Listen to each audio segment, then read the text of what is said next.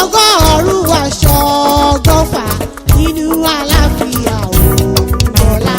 Ìgbà ọpẹ́ ló yẹ ká gbé orí ẹni bá ti kájú. Ìgbà ọpẹ́ ló yẹ ká gbé orí ẹni bá ti kájú. Orí ọ̀pọ̀ lájọ bí ní sáyé tí wọ́n ò sí láyé mọ́. Ọ̀pọ̀ ò bẹ̀ láyé jù wọ́n ò sí lálàáfíà ara. Abíọ́dún ọmọ Ògúndáre àṣeyí ṣàmọ́jú. Ọmọ wọn ní kẹrẹ òye wàá ṣọkọọdún. Iwájú iwájú ló máa lọ àṣeyí ṣàmọ́jú. Òní rá padà sẹ́yìn láyé rẹ̀ wàá ṣọkọọdún. Àròyé ní iṣẹ́ ìbákà láyé ń bí o. Ìgbé kíké níṣẹ́ yẹn lóko. Ejò àmọ́ fàyàfà ní tirẹ̀ alámọ̀ọ́kẹ́. Ẹ̀sà pípé yìí níṣẹ́ tèmi. Nínú gbogbo ìmọ́lẹ̀ tí bẹ́ẹ̀ láyé o, aláìlẹ́gbẹ́ ìlòrú jẹ́. Nínú àwọn ọmọ tó wáyé nínú oṣù kejìlá ọdún, aláìlẹ́gbẹ́ ni Abíọ́dún ọmọ Ògúndáre ń ṣe.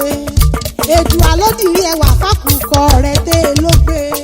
Mo ló kú ọdún o, Abíọ́dún Olúwọlé ọmọ Ògúndáre.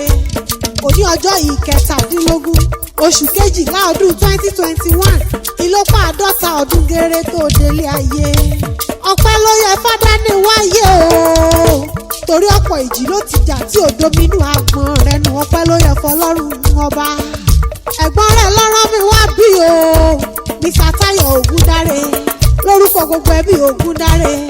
Wọ́n ní àdùnnú bá wáyé, wọ́n ní àdùnnú bá ròde ní Abíọ́dún Olúwọlé ọmọ Ògúndáre ń ṣe. Wọ́n mọ̀ ń gbọ́ bí mo ti ń wí o. Adé orí ọmọ Kẹ́hìndé Ògúndáre. Èjìrẹ́ ara yìí ìṣokùn ẹdúnjọ́ bí ọmọ ẹdún tí ṣe eré orí igi.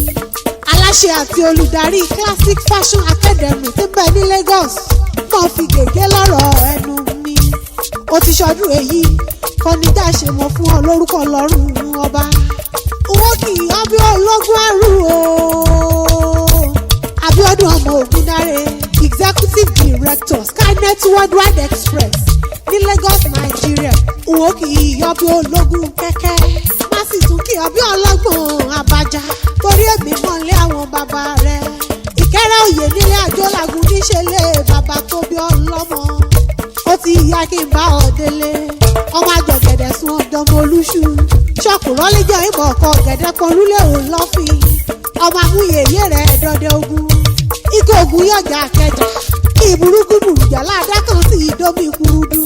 Ọmọ ọ̀gẹ̀dẹ̀ só gbagidígbà kan bébè ni wọ́n pò kí ilé àwọn bàbá rẹ̀.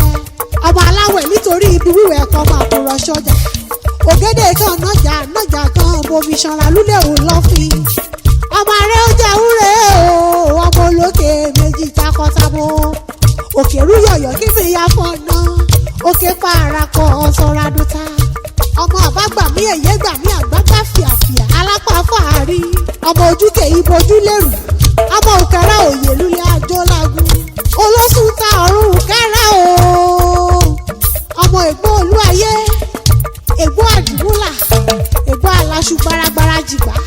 Ọmọ wa ọmọ ẹkùn. Àbọ̀ ọmọ pé àjẹyọ̀ àtàjẹsẹ́kù nímú wọn jẹ ní àná nílé bàbá tó bí ọlọ́mọ.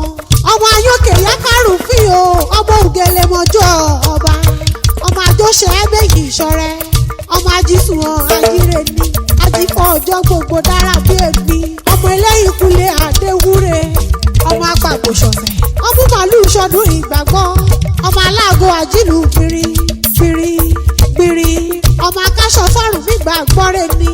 Ọmọ ilé bàtàkè irọ́ ká lọ kábọ̀ lọ́nà àdúrà. Bébè ni wọ́n pò kí ilé bàbá tó bí ọlọ́mọ. Àṣeyí ṣàmọ́dún o. Abíọ́dún Olúwọlé ọmọ Ògúndáre, Executive Director Skynet Worldwide Express ní Lagos, Nigeria.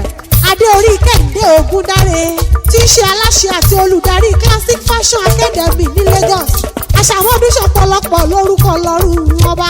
Ẹ̀gbọ́n rẹ̀ Mr. Táyọ̀ Ògúndáre lórúkọ gbogbo ẹbí Ògúndáre. Wọ́n ní kó fọwọ́ pawó kó fèrègì jobi lórúkọ Jésù Kristi ọba.